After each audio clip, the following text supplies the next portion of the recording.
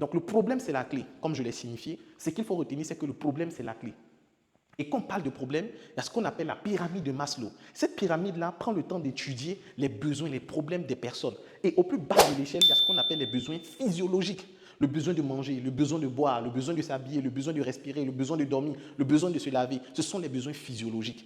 Donc tu peux te demander pour ton idée de business, qu'est-ce que je peux apporter sur le plan de la nourriture? Qu'est-ce que je peux apporter sur le plan de la boisson? Qu'est-ce que je peux apporter sur le plan des tenues vestimentaires?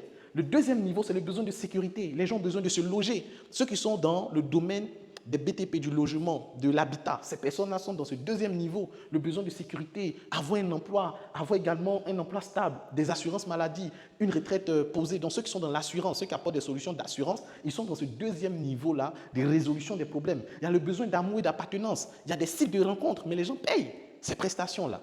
Les gens payent des abonnements. Donc ces sites de rencontres, ces plateformes-là de réseautage permettent de faire quoi? De créer un besoin, de résoudre le besoin d'amour, le besoin d'appartenance. Ça également, c'est des solutions que vous pouvez développer. Vous pouvez créer une ONG, une association où des gens se sentent assistés. Et ces personnes-là, c'est une manière d'entreprendre. On appelle ça l'entrepreneuriat social. On a l'entrepreneuriat capitaliste qui est basé sur le fait de générer du profit.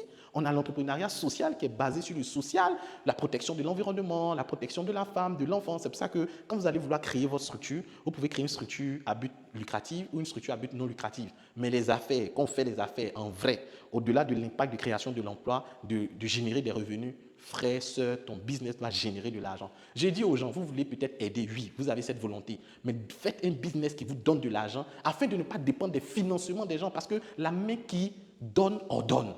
La main qui donne ordonne. Donc si tu n'as pas appris à pouvoir toi-même développer un business qui génère du cash flow afin de soutenir tes activités sociales, tes activités de bienfaisance, tu vas dépendre de celui qui te finance et il va orienter tes choix, tes désirs, souvent contre le but pour lequel tu as mis en place ton association. Il y a plusieurs personnes qui ont entrepris des activités à but non lucratif, qui faisaient bien, mais étant donné qu'ils sont financés par certains politiques, ces politiques ont commencé à les dicter comment ils devaient se comporter et ils ont détourné l'objectif de leur structure. Ne sois pas ici, travaille à avoir une certaine autonomie financière et ensuite tu vas faire du bien au monde. Sauve-toi toi-même avant de vouloir sauver le monde.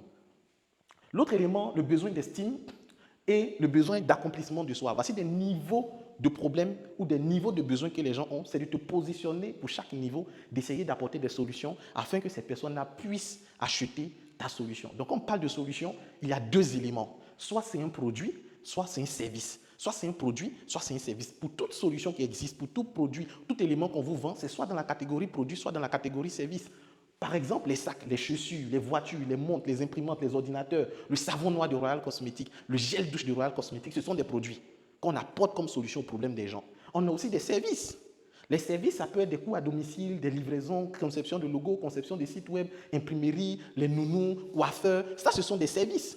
Donc, on peut décider, par exemple, le problème de visage, on peut créer un salon de beauté où on entretient le visage, on fait des pédicures, manucures, comme on peut prendre le savon noir de chez Royal Cosmetics ou le gel douche de chez Royal Cosmetics afin de pouvoir régler les problèmes d'acné, des problèmes de soins. Donc, pour un problème de beauté, on peut soit apporter un produit, qui est le savon noir de Royal Cosmetics ou le gel douche de Royal Cosmetics, ou un service qui peut être un salon de beauté d'entretien corporel. Et il faut comprendre que les solutions évoluent. Là, c'est le premier modèle de téléphone. Le premier modèle de téléphone. Ce modèle-là, c'était des modèles avec fil. Après, nous sommes passés au téléphone cellulaire avec les claviers et les touches. Après, nous sommes passés à ces écrans-là sans touche. C'est pour vous dire qu'on n'a pas attendu d'arriver à là avant de créer le téléphone. On a commencé et ça évolue. Aujourd'hui, ce qui bloque beaucoup de jeunes, ils veulent ce qui est parfait, le perfectionnisme. Oh, les choses évoluent. Regardez l'enfant dans le ventre de la mère. Regardez les premiers mois de l'enfant. Il ne ressemble à rien. Il ne ressemble même pas à un être humain. Mais au fur et à mesure, après 9 mois, l'enfant, l'être humain dans le ventre commence à ressembler à un homme. Regardez les premiers modèles d'avion. Regardez les premiers modèles de téléphone. Regardez les premiers modèles des ordinateurs. Le premier modèle d'ordinateur, ça remplissait une salle. Mais aujourd'hui, regardez, on en est où? Donc, vous devez comprendre que commencez un peu, appliquez un peu. Au fur et à mesure, vous allez développer pour arriver à un niveau avancé. Laissez le perfectionnisme. La perfection vient avec l'action, avec l'évolution, avec l'implémentation et l'amélioration. C'est comme cela. Ne cherchez pas que tout soit bon avant d'avancer. Commencez là où vous êtes. Comprendre l'innovation. Parce qu'il y a certaines personnes qui disent non, moi je vais apporter une solution innovante. Je veux que mon projet soit innovant. Frère, je vais t'expliquer l'innovation. Innover un produit ou un service, c'est relooker, renommer, améliorer, s'adapter, créer, copier. C'est ça l'innovation. Et je vais vous donner des exemples. Ici, nous avons une bouteille d'eau minérale de la marque Organ. qui est consommée ici en Côte d'Ivoire. Cette bouteille, voici comment elle se présentait en 2008. Voici comment elle s'est présentée en 2018. En 2025, où nous sommes, il y a eu des améliorations. Mais regardez un peu. Qu'est-ce qui a changé? C'est le packaging. Innover, c'est relooker. Ils ont juste changé le packaging. C'est l'eau minérale, c'est l'eau qui est à l'intérieur, rien n'a changé. Mais le design du pot a changé. Donc, innover, c'est relooker. Donc, même en changeant le packaging, la forme de vos produits, vous êtes en train de faire de l'innovation. Ne voyez pas innovation aller sur la Lune ou bien aller sur Mars. Ce n'est pas de ça qu'il s'agit. Innover, c'est quoi? C'est renommer. Renommer ici, on a un profil d'Orange qui s'appelait Fun Intense, qui est devenu Dauphin. C'est le même profil, pratiquement les mêmes avantages, mais ils sont passés de Fun Intense à Dauphin. Ils ont juste changé le nom.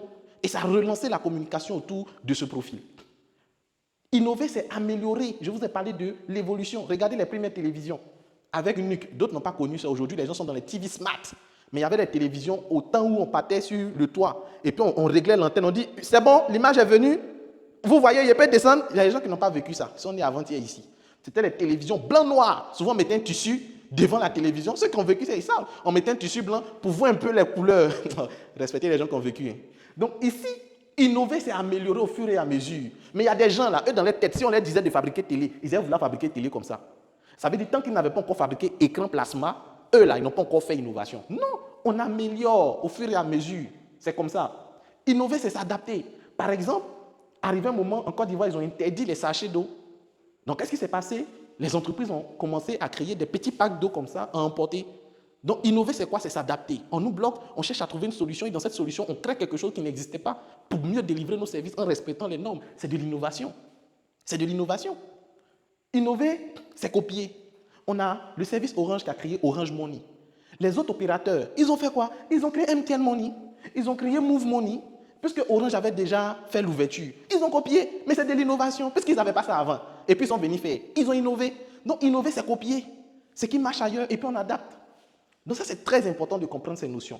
Comment faire une étude de marché? Ça, c'est le deuxième point que nous allons aborder. Donc, le premier point, c'est qu'il faut comprendre, c'est que trouver une idée de business, c'est faire quoi? C'est identifier un problème en partant de soi, en partant de son environnement, en partant de ses passions, en partant des problèmes des autres, en partant des observations. Donc, voici un peu tout ce qu'on peut faire, près de cette méthode que j'ai expliquée. Et après ça, c'est de comprendre la notion d'innovation. Une fois qu'on a compris comment trouver une idée de business, il faut voir est-ce que le projet il est viable. Donc, comment faire une étude de marché?